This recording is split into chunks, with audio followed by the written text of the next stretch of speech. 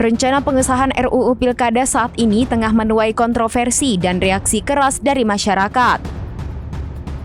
Gedung DPR pun bakal dikepung oleh ribuan buruh hingga mahasiswa pada Kamis 22 Agustus 2024 hari ini. Akankah gelombang demo tersebut mampu membatalkan RUU Pilkada sehingga tidak disahkan?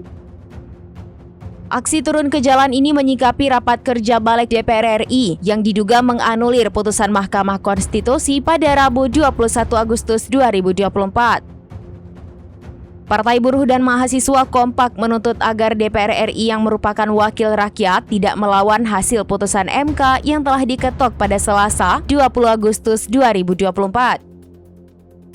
DPR seakan tak mau kalah, mereka segera mengesahkan rancangan Undang-Undang Pilkada dalam rapat paripurna pada Kamis 22 Agustus 2024 hari ini. Hal tersebut disampaikan oleh Wakil Ketua Badan Legislasi Ahmad Baidowi alias Awik. Awik mengatakan pihaknya akan membawa hasil keputusan dalam rapat balik DPR bersama pemerintah pada Rabu 21 Agustus 2024 yang telah disepakati seluruh fraksi kecuali PDI Perjuangan ke rapat paripurna.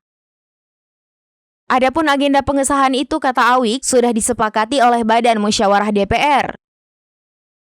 Namun Awik belum bisa memastikan pukul berapa rapat paripurna untuk mengesahkan RUU Pilkada tersebut dilakukan.